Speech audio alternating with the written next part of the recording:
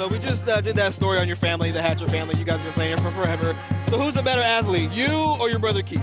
Oh, definitely me. Definitely. Definitely Coach, did me. you hear that? Christmas not too far away, so I got a special guest, my man Santa Claus. Santa, who's been on the nice list between these two teams?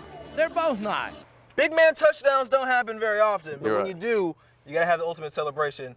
I need your big man celebration right now. It would definitely be the Gronk spike. Boom! That's what I'm talking about. Yes, sir. That is a big man celebration. A lot of those guys have had some really positive years. DeAndre Swift, especially, 1,000-yard rusher. I think the question for Jake Fromm is, do you still have unfinished business? I think the answer is yes. A big part of the Rams' success is Ethan Abbott's three-point shooting. He's hitting 54% from beyond the arc. So get it to him in his spot and let him go to work.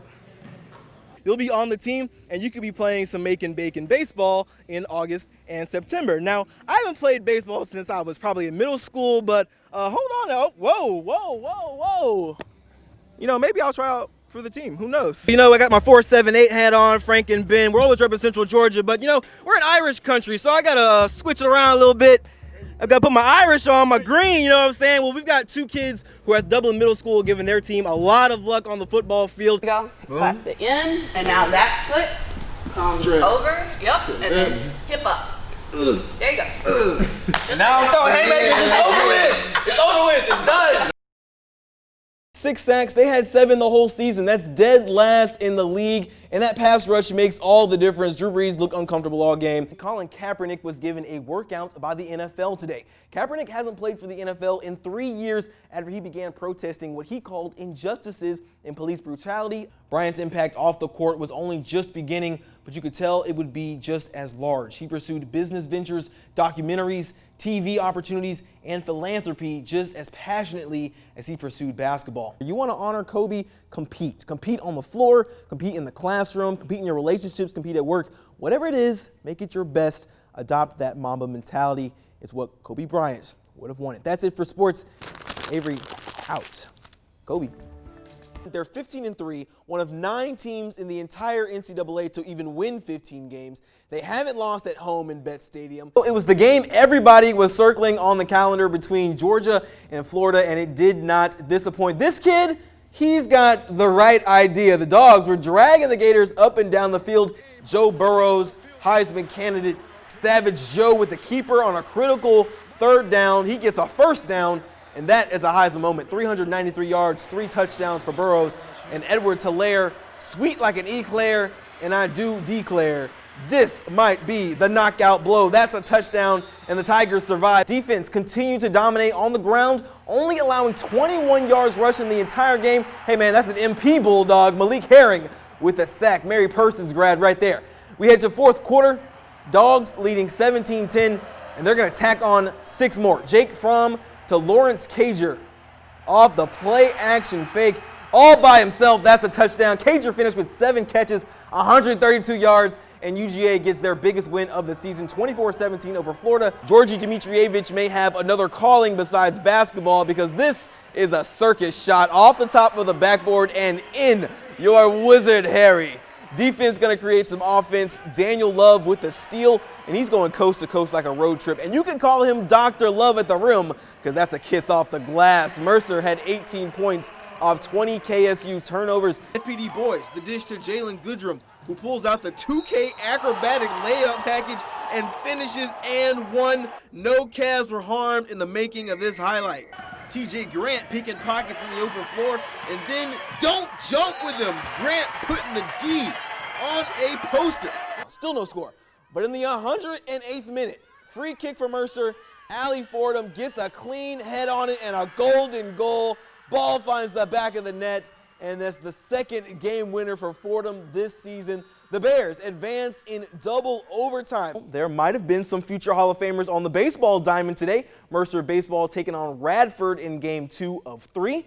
Top of the 2nd, 2-outs. Colby Higgerson makes contact, but R.J. Yeager showing off the Golden Glove and some ups. That rounds out the inning. Still goose eggs on the scoreboard.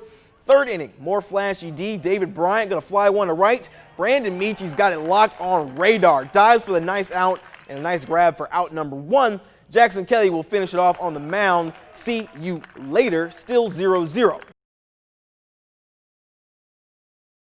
For head football coach Jesse Hicks, coaching reaches far beyond the football field.